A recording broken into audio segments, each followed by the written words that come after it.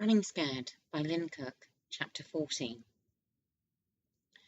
Lee was surprised at just how well Greg did know his way around the kitchen. He would explain what he was doing, step by step, as he marinated this and sautéed that, and he appeared just as comfortable preparing food as anything she'd ever seen him do in the office. When they sat down to eat, it was, as she expected, absolutely delicious, and after she had finished, she sat back in her chair with her wine in her hand and just looked at him. "What are you smiling about?" he asked. Lee took a mouthful of her wine. "I hadn't even realised that I was, though it doesn't surprise me. I feel I've been smiling all day." He grinned. "Have I disappointed you by not being the arse you thought I was?" Lee let out a deep breath. "Well, yes, a little. But I'm sure when we're back at work on Monday, your arseness will come back with a vengeance." "There's always that to fall back on, I suppose," he agreed sarcastically. She stood up, moved across and sat on his lap, putting her arms around his neck. "Whatever you are or aren't on Monday, today was a good day. Thank you." She gently kissed his lips. He squinted up at her. "Why does your thank you sound like goodbye? The day isn't over yet." "Almost," she smiled. "I'm exhausted. I have a million things to do tomorrow, so I'm going to clear the table, do the dishes, then be on my way." Greg nodded slowly. "You could do that." He tightened his arms around her. "Or," he nuzzled his face into her, planting a small kiss on her neck, "you could just let me dump all this stuff in the dishwasher." Kissed her neck again. "While you go and slip into something more comfortable." Another kiss. And we end the day how it should be ended, stretched out on the sofa, relaxing in each other's arms, in front of the TV. He kissed her neck one last time. She rested her head on his. "Don't you think you've had enough torture for one weekend? And besides, I don't actually have anything comfortable here to slip into." "I seem to remember there's a robe around here that fits the bill. And as for me, I'll tell you when I can't handle it. Don't worry. Please don't go, Angel. Stay with me." He let out a deep breath.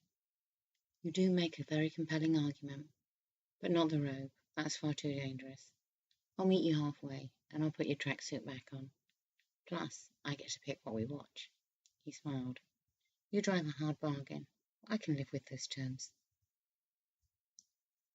Lee lay on the sofa, Greg behind her, her head in the crook of his elbow, his other arm around her. A grin hit her face as she thought about where she was and with whom, which turned into a smile, then turned into a fit of giggles. Greg raised his head from the cushion behind her. "Did I just miss something funny?" He was referring to the film they were watching. She shook her head and turned onto her back so she was looking up at him. "No, I was just lying here thinking how odd all of this is, being here with you." He rubbed his nose against hers. "Are you freaking out again?" She smiled. "I guess I am a bit, but not in a bad way. You gave me a glimpse of the man behind the curtain today, and I've got to say, it was pretty amazing." "Am I not what you expected?" "I didn't know what to expect, because in all honesty, I'd never given it much thought before. I'd made a snap judgment, and I stuck to it. I know with all the workload I have, sometimes it's as much as I can do to drag myself home and fall exhausted into bed, but you have that many times over. You have to be responsible for everyone, so their workload is yours, and that's never occurred to me before. It wasn't until I saw you today, just being yourself and relaxing with your friends, that I suddenly appreciated how rare that must be for you. You are constantly surrounded by people needing your time and attention and help and advice, so to switch off completely, like you did today, and allow me to share that with you. Yes, that freaks me out a little, but in the loveliest way possible." "Wow, I really am a great guy, aren't I?" he joked.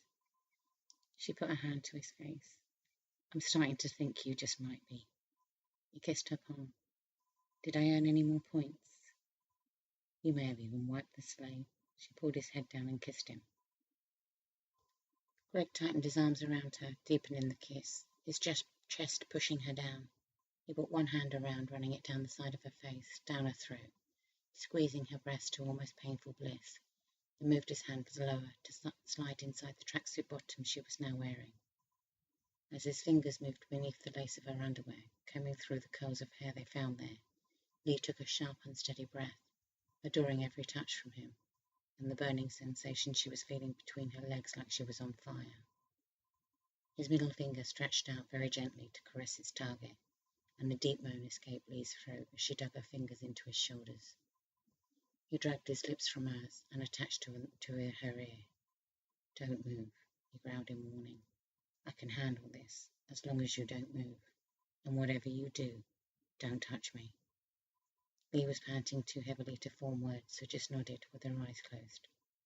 His touch became firmer, sliding lower, causing her legs to part slightly as he cupped her entirely, feeling the heat and moisture that had collected there. He gently slid one finger inside her, her tightness closing in around him, while Lee moaned into his open mouth, her fingernails digging deeper into his shoulders, drawing his finger in and out, bringing her closer to full arousal. Then he moved it back up, now covered in her juices, to the very spot that had Lee whimpering with how good it was feeling. Heat was flowing through her entire body like waves, and she could feel herself getting closer and closer to the ultimate release she had so long been denied. Greg could see and feel what he was doing to her, and his own breathing intensified, his body responding, pushing against her leg, spurring her on, as if her caressing increased in speed. "Let go, my angel. Just let go," he breathed into her ear, grabbing it with his teeth. "Oh, Greg," she whined. "Greg." "I'm here for you," he whispered. "This is all just about you." Oh, her entire body went into spasm and she clung to him. He held her tight.